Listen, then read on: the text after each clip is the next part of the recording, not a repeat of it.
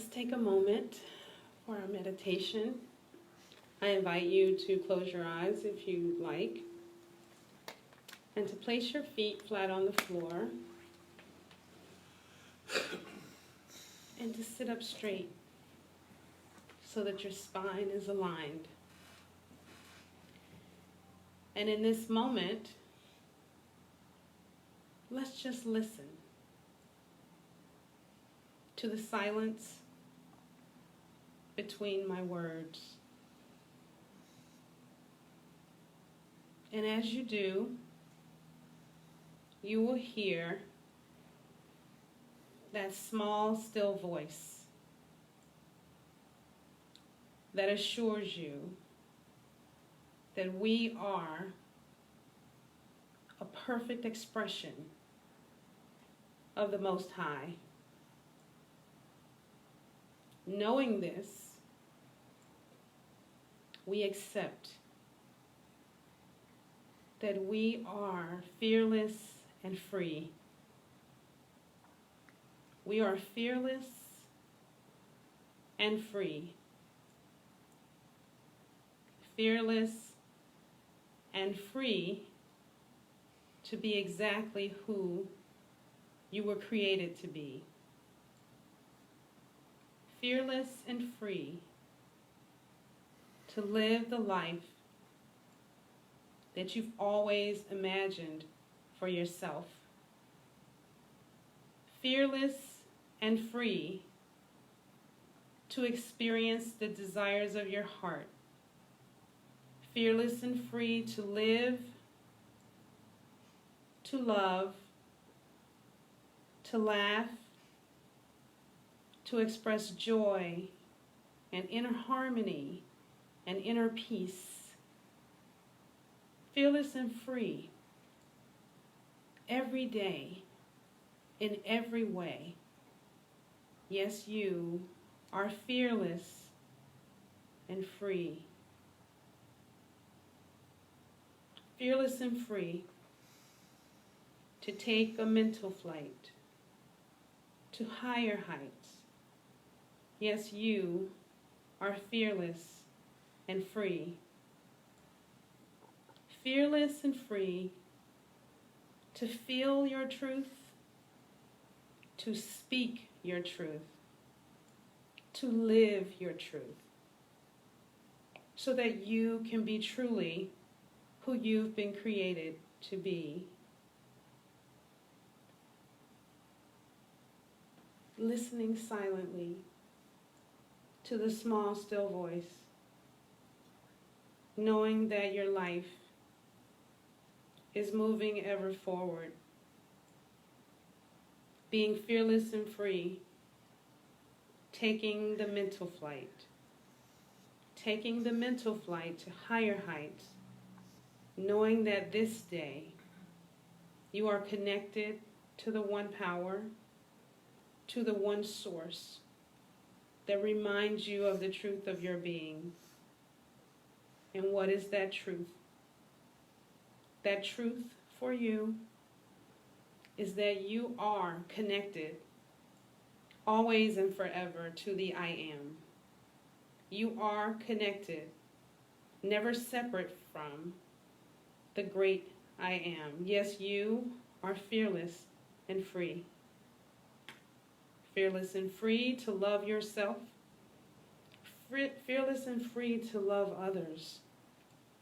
Fearless and free to live your life as God has created for you to live it. You are free to be healthy. You are free to be loved. You are free to be loving. Yes, you are free. Today, as you listen to the small, still voice, may you be reminded. May you awaken from your sleep. May you take this opportunity to release and let go of all the things that no longer serve you. Today you can set yourself free. Fearless and free. Fearless and free. fearless and free to be exactly who God created you to be. I invite you to take several deep breaths, to wiggle your fingers and toes as you bring your awareness back to this sacred space, back to this present moment. Amen, and so it is.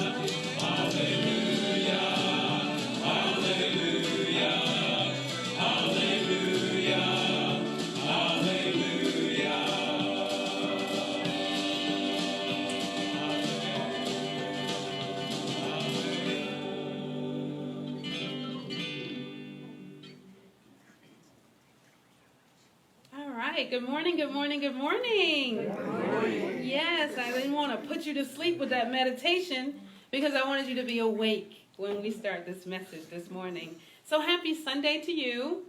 Happy New Year because I haven't seen you this year so far. Happy 2020. Happy everything. Very excited to be here today. Today is actually my dad's birthday. He made his transition last year, 3 days before his birthday. So I know that he is here with me. His presence is right here with me. I can feel it very strongly.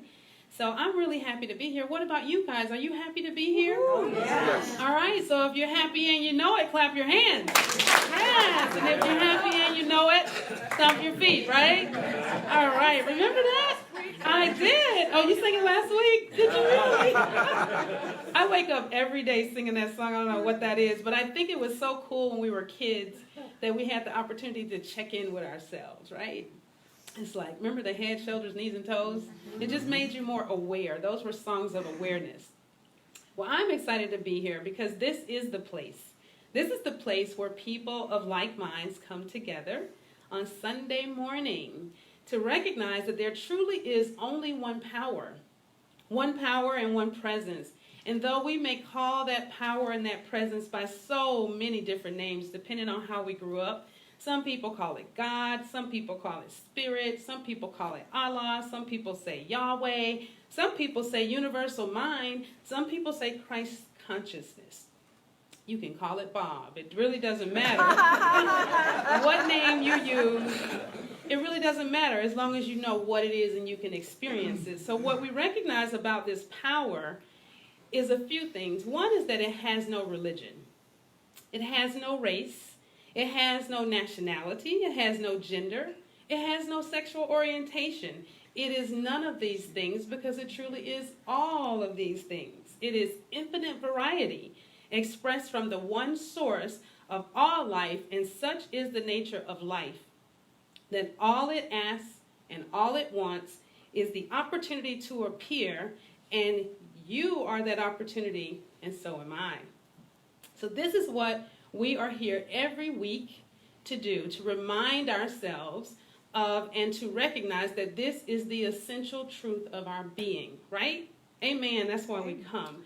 So that being said, my talk topic today is about vision because Spirit does want to show up in us, through us, and as us. And having a vision is one of the ways that that happens.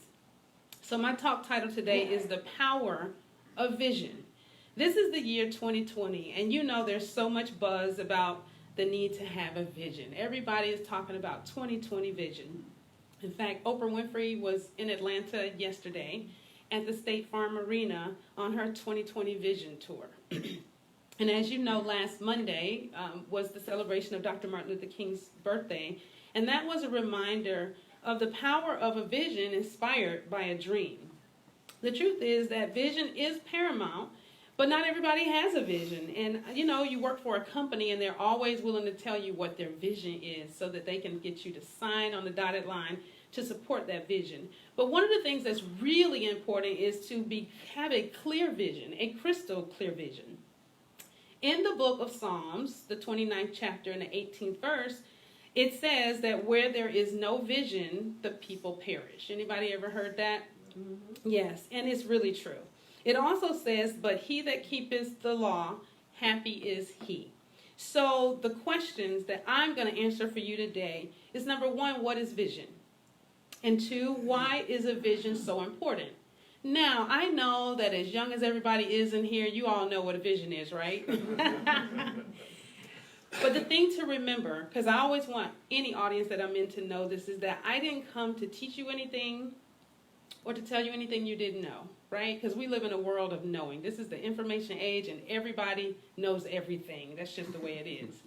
But I am just that little birdie that comes along to tap you on the shoulder just to remind you. Because who doesn't need to be reminded, right? Oh, for sure. Yeah, like ever since I entered the 50s, that's where I am, in my 50s, I have to be reminded of a lot of things. I have so many alerts on my phone, it makes no sense. It's like I have to set a reminder to remind me of something that I need to be reminded about. Isn't that funny? Vision. What is vision? What is vision? And so today we're going to talk about the power of vision, because I think it can become so easy to hear the words and know what it is and all that and read the books and all that, you know, and decide that, oh, been there, done that, got the t-shirt and the bumper sticker, and so we just kind of move away from that. But today I want to bring your attention back to that. So there's a story that is told about a 4-year-old little girl. She was on a ship with her father, and as the ship began to sail, the adults were all gazing out in wonder at the waters of the ocean. And the little girl begged her father to please pick me up, Daddy, so I can see what everybody else is looking at. Her father finally picked her up, and she was filled with so much excitement and enthusiasm as she said, "Look, Daddy, look. Look, Daddy, look." And he said, "What is it? What is it?" And she said, "Look, Daddy, look." And she was wiggling in his arms and squirming in his arms. And he said, "What do you see?" And as she continued to squirm and shout with excitement, she said, "I can see further than I can look.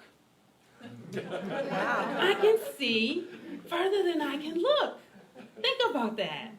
Out of the mouths of babes, this child, she defined right there in that moment what vision is. Vision is the capacity to see further than your eyes can look. That's what it is. And yes, it is the ability to see beyond what your eyes can actually see. And sometimes our eyes can be the enemy of our vision. You realize that? I don't know about you, but it's so easy with social media, with the phone and the laptop and the notebook and all these things to just keep stuff that's in your sight that can totally take you away from your vision. It can be so easy to forget about what a vision is because we're so caught up with what we're looking at, right? I see people walking their dogs, they're looking at their phones. I see them in the grocery store, they're looking in their phones. I want to say, look up, you know, because it's like, hey, look up. So, you know, we are walking by sight. That's what's happened to us. We're walking by sight. And we all know that when you do that, you can lose sight of your vision. Sight restricts us to the tangible present, while our vision can liberate us to the uncharted frontiers of the future. Ancient wisdom has encouraged us to walk by faith and not by sight, because that's what vision is. The ability to see further than you can look is everything, right? Because no matter how you're feeling with your health, you're able to see something else. You're able to see beyond that. No matter what's going on with your success or your life or what's happening, you're able to see beyond that. You know, I have an amazing, wonderful, successful client. For those of you who've never met me, I'm a trainer, a coach, and a consultant. So I coach people individually and in their businesses. And so this woman found me online. She called me, it was like maybe last July, and she said, I want to work with you. And so we started working together, and I did not know that she was blind, because we work by phone, right? She's blind. She cannot see. And when she finally told me, it was like the third or fourth session, I was like blown away. Like, you found me on the internet and you're blind? Like, how does that work, right? She lives in another state. And I thought, wow. And so she lost her eyesight. Get this, she wasn't born blind. She lost her eyesight at the age of 40. Can you imagine? Wow. Yeah. And so she lost her eyesight and thought her life was over. And she said, one of the first places I went was I flew to a city where my mom lives to see her. And she said, what are you going to do? Because I've already raised you. I don't know what you're going to do, you know? But the second place she went, get this, was Unity Village. She went to Unity Village and stayed for 2 years, just trying to figure out her life. Why is this happening to me? I don't like this. My life is over, but she was still healthy in other ways. She just could not figure it out. And after she left Unity Village, you know where she went? She decided to move to New York City and go to NYU and pursue a master's degree. Wow. At 44. Can you imagine? All right. She didn't tell me that until like maybe 2 months ago. I thought, wow, you got to tell me more, lady. You got a lot going on here. Such an inspiration. Get this, she is now 65 years old. She just had a birthday not long ago. But she goes dancing twice a week. She travels the world. She went to Barcelona last year and a whole lot of other places. I can't even remember all the places that she's been. And during the holidays, her fiance proposed to her. So she'll be getting married. She went to the jeweler to design her ring. I mean, all these things that would make you think, what in the world, right? She has a thriving business, and we are growing it together, and so many things are happening for her. New business opportunities are showing up all the time. And so during our last session, I said to her, what do you believe contributes to your personal and your professional success? And you know what she said? She said, I have learned that vision has nothing to do with sight. Vision has nothing, absolutely nothing to do with sight. She said, now that I am blind, I can no longer create a vision board to look at, so I carry my vision in my mind. That's really deep. You know what I mean? Because our minds are so hijacked with things that have nothing to do with the price of tea in China, right? That we aren't paying attention to our vision. We don't even remember that we had a vision, right? Because we're watching television. When we need to get our own vision, right? We're watching somebody else fulfill their vision. Turn that stuff off and tune in to the divine within, right? She said that when she was sighted, when she had eyesight and could see, she was giving her attention to her limitations. And now that she cannot see with her eyes, she only sees her vision for her life. That's where her mind is all the time. Can you imagine? Now, we know that we've heard that when people lose their sight or whatever, other senses are heightened. But her vision has been heightened. And I think that's powerful, don't you? I mean, every time I have a call with her, and I get off the phone, I'm just like, wow, I'm so inspired by her disposition and her attitude toward life. Now, why is vision so important? Why is it important? Here's what I think, okay? I didn't get this out of a book. I made this up. But this is what I think, and maybe you might agree. But vision is the key to your life having meaning. That's the whole point in having a vision. It gives your life meaning. Otherwise, what's it all about, really? Think about it. The Unity movement is the result of a vision that Charles and Myrtle Fillmore had, right? And because of them, people can go sit in the Unity Church all over the world. I think that's just amazing. I don't know about about you, that's a big deal. Their mission to fulfill the vision of providing a positive path for spiritual living has changed infinite lives, always and forever. Think about it. Your lives are changed, your children's lives are changed, your grandchildren's lives are changed. I mean, it's going to go on forever and ever. I believe that one of the greatest gifts that God ever gave man is not the gift of sight, but the gift of vision. I really do. Think about this.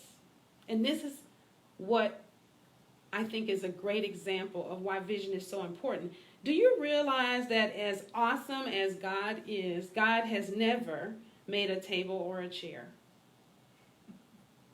God simply made a tree.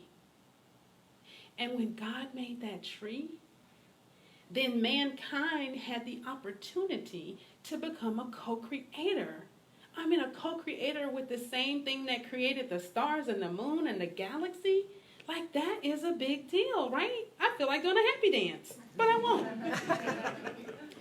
I mean, you know how we say God, everything's possible and God is God, right? But God never made a chair or a table or a car or a plane or any of those things we have. And that is the thing that connects us with Source. This is the reason that a vision is so important. You know, we can conclude that vision connects us to our higher power, because that's what it does. It connects us to infinite mind, and we get to co-create with it anything we desire. And we do. A lot of times we do it without thinking about it, right? We say we have a headache and we get one, short order. We say we don't feel well and there you go, voila. So we use it, we just sometimes use it unknowingly. And you know what else? This is what I think is so cool about vision. Vision itself has the nature of destroying barriers, right? Vision itself demands the destruction of barriers. Why? Because in order for the vision to be fulfilled, there's a whole lot of things you get to skip over and pass over, right? Again, that's the beauty of a vision. That you get to realize that it's not about the stuff that seems like it's getting in the way. It's really about God and you. And that's it.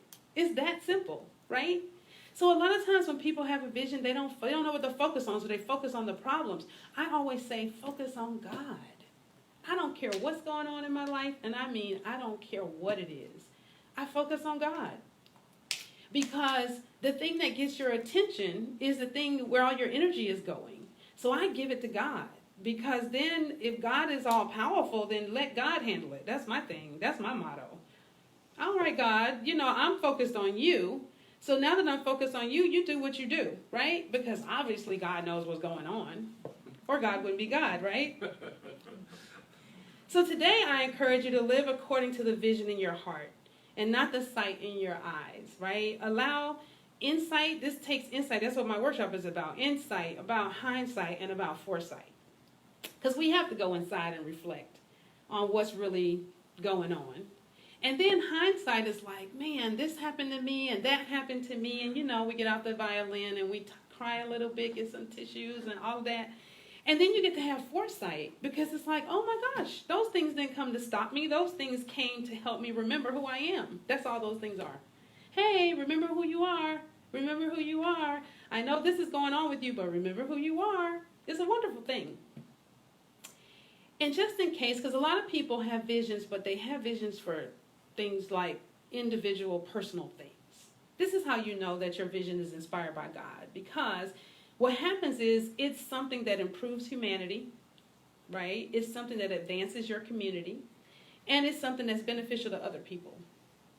That's how you know that that vision is really a God vision. And isn't it exciting when that's the case? I don't know about you, but when you have vision, it makes you jump out of bed every day. You feel so good about getting up, and you feel so good. It anchors you, and it gives you a direction to go into because you know what you're moving toward. And it can be really exciting and thrilling, but the other thing is it brings people together.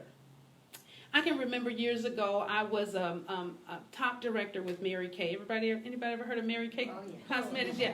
So, yep, I had a pink Cadillac. Yes, pink Cadillac. I earned 3 of them, right? Wow. I really did. So here's the deal about Mary Kay, because it's not about the cars.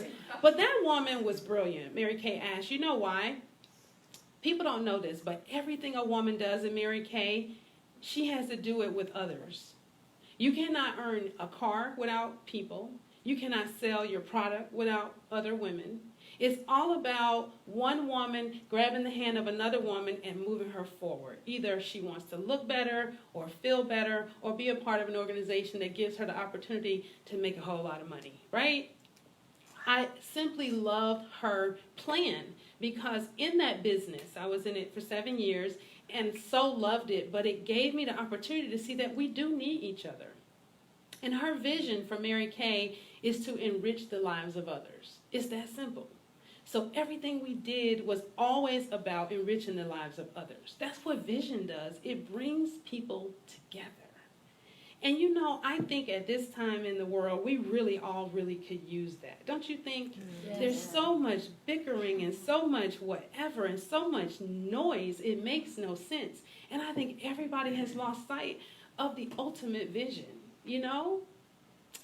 And I mean, it's supposed to be easy to love people, but geez, I think people have just simply forgotten, you know, how easy it is to love somebody. They don't have to look like you. They don't have to be the same political party you are. They don't have to live where you live. You don't have to know them to love them. You really don't. People get it twisted. A lot of people are trusting people. So you trust God and you love people. If you trust God and you just love people, you will have no problems because you can just love anybody, right? I don't have to know you. You don't have to look like me. And it doesn't matter what your mouth is saying. I still can love you. There's nothing you can do about it. That's just what it is, right? I'm so full of love, it's just oozing out of me, right? And so that's just what that is, and there's nothing you can do about it. I'm sorry. Yeah, so today I'm a healer. I came to heal you of your blindness. If you're blind, everybody in here is not blind. But some of us, it can be easy to become blind to the bigger thing. I mean, your church is a vision. And I know you have a vision of people being here, children running around and playing and, you know, just all these things. And it's a wonderful thing because it brings you guys together. And it keeps the main thing the main thing. You know, having a vision keeps your mind stayed on God. That's the beauty of having a vision, you know. And when you're clear, and I mean crystal clear, about what it is that God is, like meditate on God. The first scripture I got this year when the year started, I was sitting quietly. And I said, okay, God, give me a word. Tell me something new, you know, because there's nothing new under the sun, right? Tell me something I don't know. Tell me something new. And I was taken to the book of Psalms, the first chapter. Now, I haven't read my Bible in a long time. I'm going to be honest with you. I read a lot of things. I don't always read my Bible, but I grew up in the church reading the Bible. So that's where I was guided. I opened it up. It was Psalms, the first chapter. And I was led to the scripture that said, meditate on God day and night, right? Because the person that meditates on God day and night will be like a tree planted by the water, right? Bearing fruit in its own season. This is the person who is blessed, and this is the person who gets to live life joyfully, harmoniously, with balance and joy and love. And who doesn't want to live like that, right?